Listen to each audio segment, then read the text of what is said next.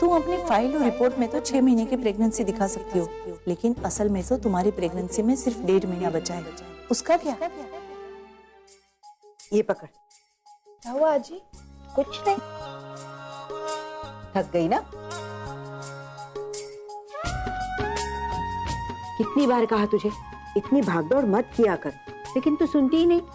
और देख अब थक गई ना, ला जरा पैरों की मालिश करती हूँ तो अच्छा लगेगा। आजी ये क्या कर रही है आप? नहीं नहीं नहीं, आप नहीं लगाएंगी। अरे क्या हुआ, बचपन में करती थी ना, तो अब क्या हुआ? आजी तब मैं छोटी थी, अब मैं बड़ी हो गई हूँ। बड़ी हो गई होगी दुनिया के लिए, मेरे लिए तो तू अभी भी बच्ची है, समझी ना? ला दे। अब जो मैं कहने जा रही हूँ ना वो ध्यान से सुन। अब तेरी डिलीवरी नजदीक आ गई है, तुझे अपना बहुत ख्याल रखना पड़ेगा, समझी ना? तू क्या खाती है, क्या पीती है, सही समय पर सोती है कि नहीं, क्या पढ़ती है, क्या सुनती है, इन सारी बातों का बहुत ख्याल रखना होगा। मैं कल सुबह ना गीता पाठ पढ़ने वाली हूँ, तो तू भी मेरे पास आकर सुन लेना। बच्चे पर अच्छे संस्कार होंगे, समझी?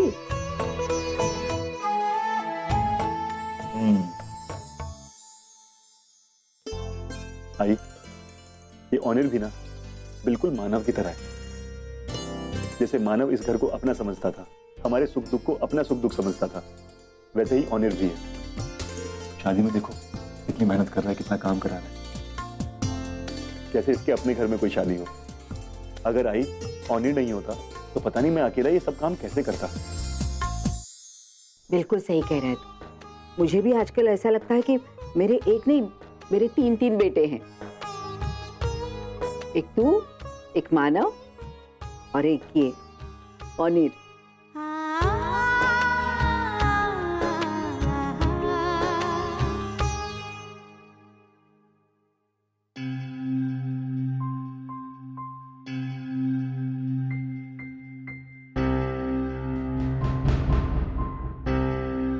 ऑनर,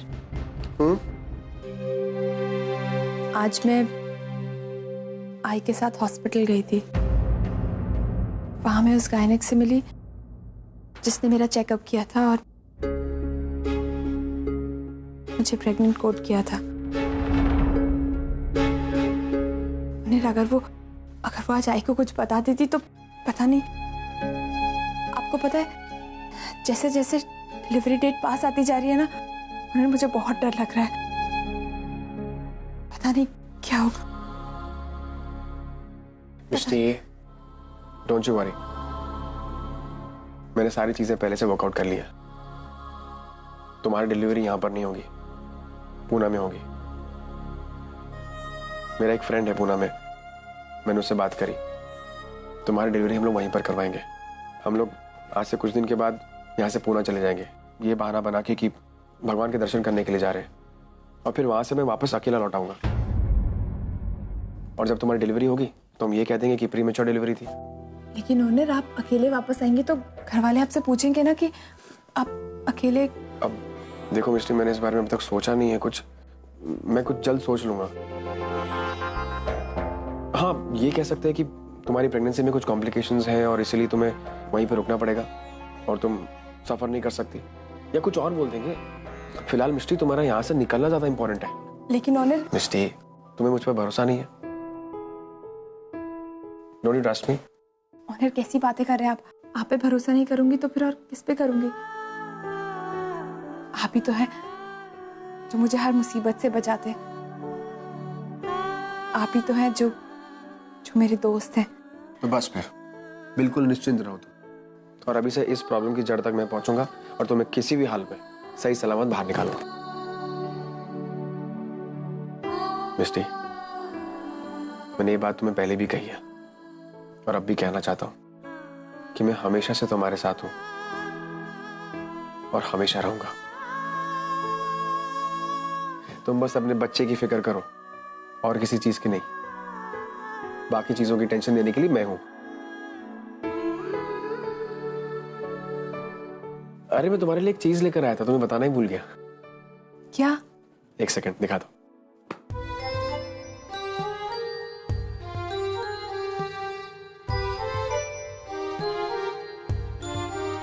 ये लो, ये क्या है? खोल के देखो।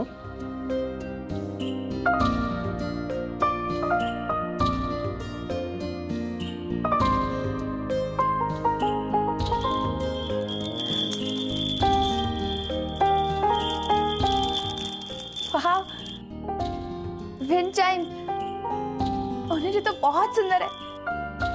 इसे हम विंडो पे लगाएंगे। हाँ, आओ लगाते।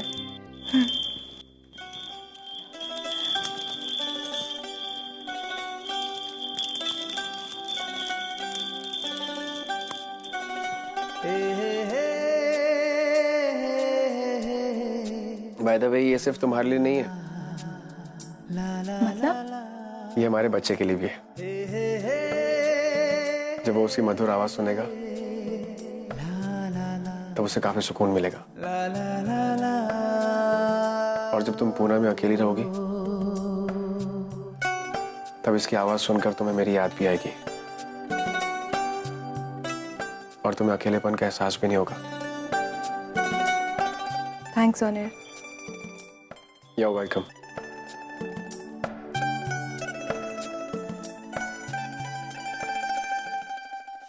अश्विनी के घर के 4 लोग। अरे हाँ, वो तो रह गए थे।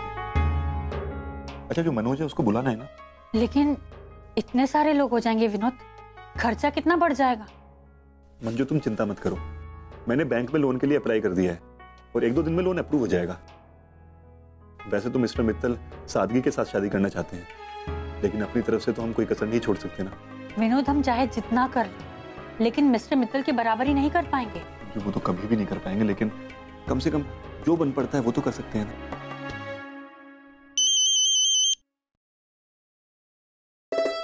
अरे मिस्टर मित्तल। हेलो सर, बोलिए। अरे विनोद जी, भाई प्लीज आप मुझे सर मत कहिए।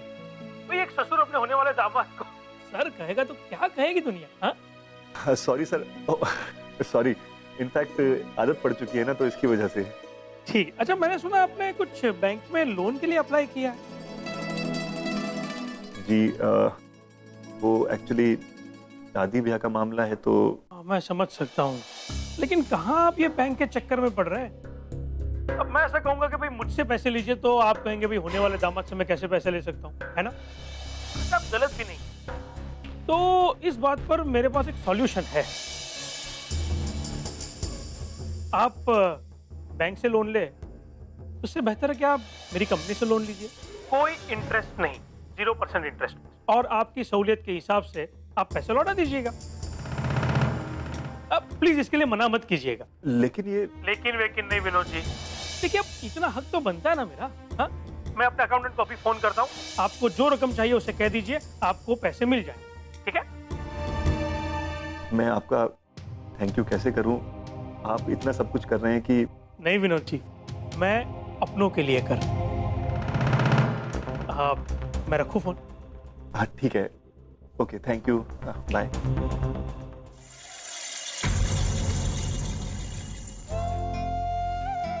अरे पुन्नी,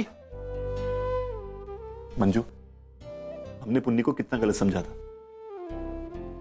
इतना अच्छा जीवन साथी चुना है इसने कि। तुम्हें पता है मिस्टर मित्तल क्या बोल रहे थे? उन्होंने कहा कि बैंक से लोन लेने की कोई जरूरत नहीं है, वो कंपनी की तरफ से मुझे लोन दे रहे हैं और वो भी इंटरेस्ट फ्री।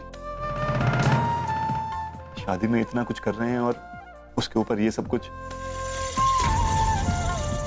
विनोद, मुझे तो पूरा विश्वास हो गया है कि मिस्टर मित्तल हमारी पुन्नी को महारानी बनाकर रखेंगे।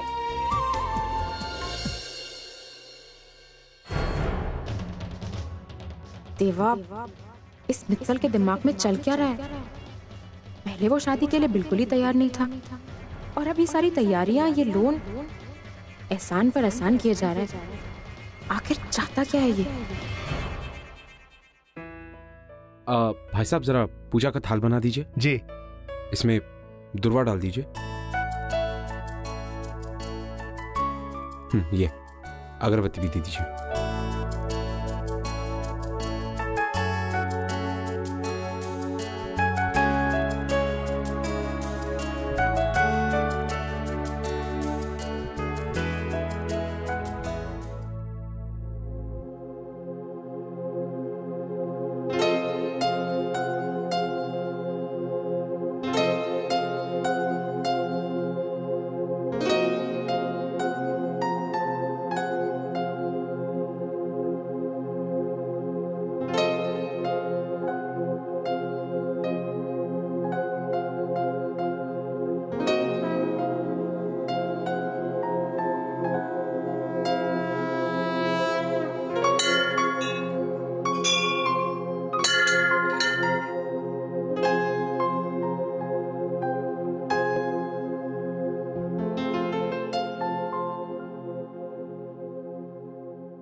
पापा, मैं चाहती हूँ मेरी लाइफ इसी तरह परफेक्ट बनी रहे। अर्जुन मुझे इसी तरह प्यार करते रहे और मेरे आने वाला बच्चा उसे बहुत सारी खुशियां मिले।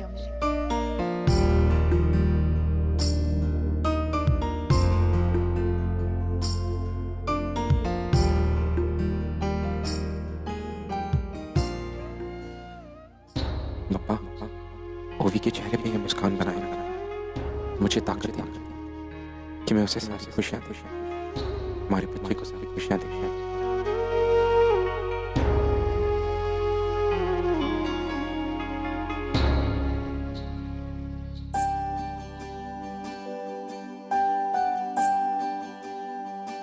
क्या हुआ? कुछ नहीं। Thank you. चलें? Thank you. अर्जुन, मैं थोड़ा थक गई हूँ, कहीं बैठे? आ जाओ, ये बैठ जाओ। ला, मुझे दो, आराम से।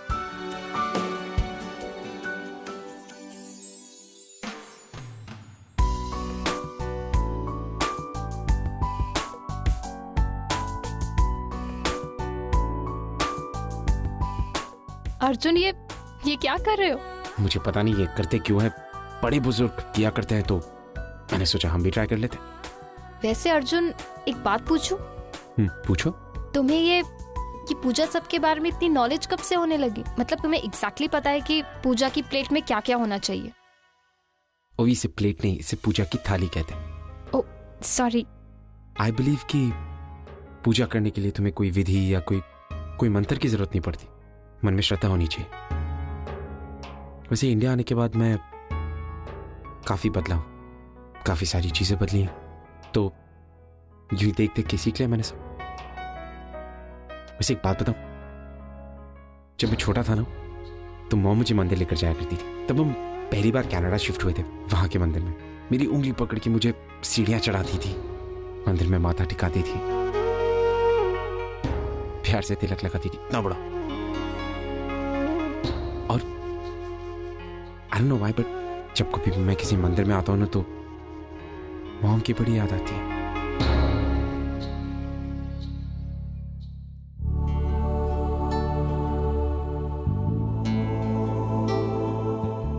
अरे मिष्टी, वो देखो,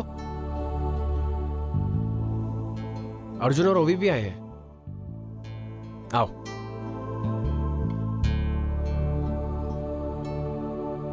क्या बात है, तुम लोग यहां पर? ऑनर,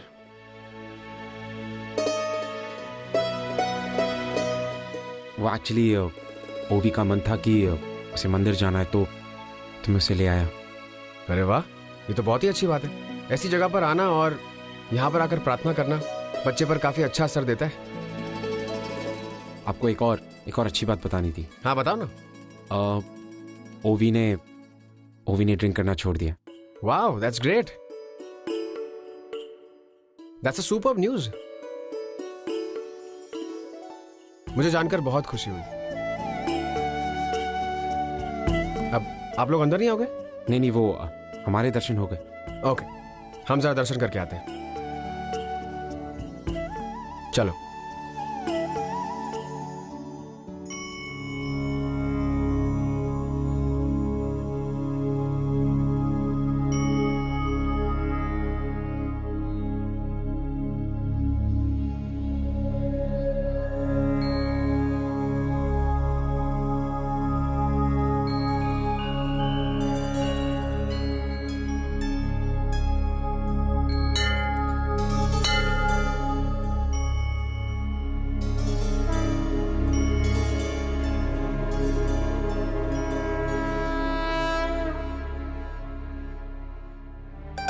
भगवान, आज मैं कुछ नहीं मांगू क्योंकि मिष्टी को मेरी जिंदगी में लाकर आपने मुझे सब कुछ दे दिया है। अब बस एक छोटी सी प्रार्थना है, मिष्टी और उसके बच्चे को सुरक्षित रखे और खुश रखे।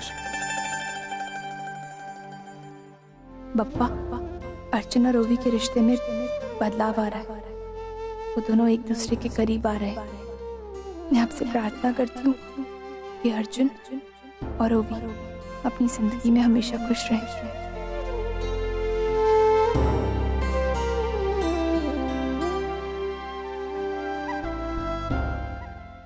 मैं ये प्रसाद बच्चों में बांट के आती हूँ। हाँ,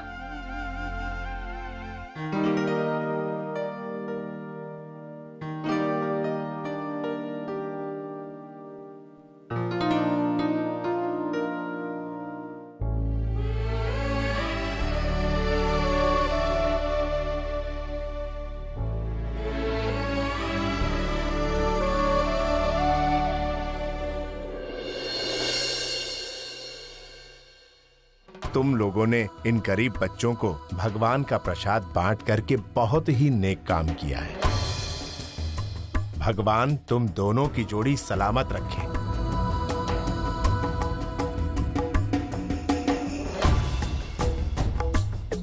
और तुम्हारे बच्चे को भी भगवान सलामत रखे।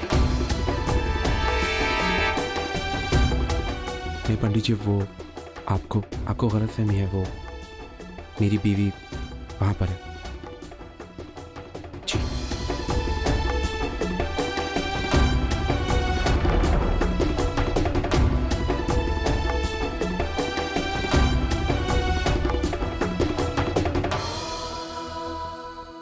ओवी पंडित जी, ये मेरी बीवी। तुम दोनों की जोड़ी सलामत रहे। भगवान तुम दोनों के बच्चे को सलामत रखे। सुखी रहो। अर्जुन, मुझे लगता है अब हमें भी चलना चाहिए। ठीक है, लेट्स गो, कम। मिष्टी, तुम ठीक हो? तुम्हें पता है तुम्हारी कौन सी बात तुम्हें स्पेशल बनाती है? कौन सी? ये तुम्हारी बिंदी टेढ़ी लगाने की आदत। पता नहीं ये कौन सा स्टाइल पाल रखा है तुमने। कहीं अपने पति को टेढ़ा करने का इरादा तो नहीं है ना तुम्हारा? आप भी ना।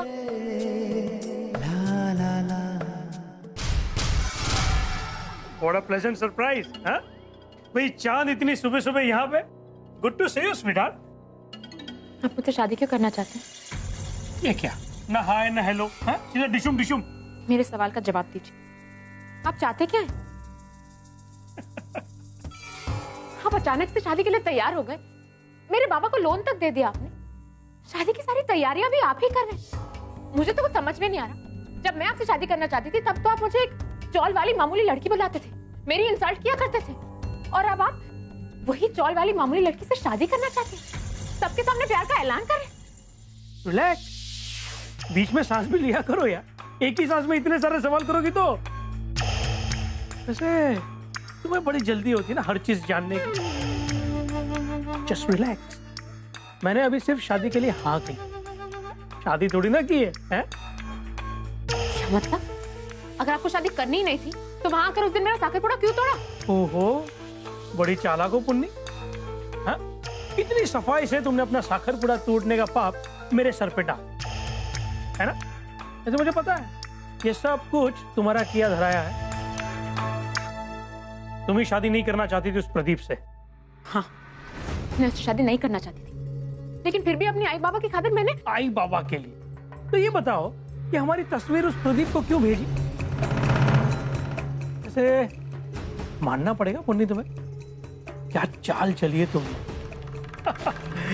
But now it's my turn.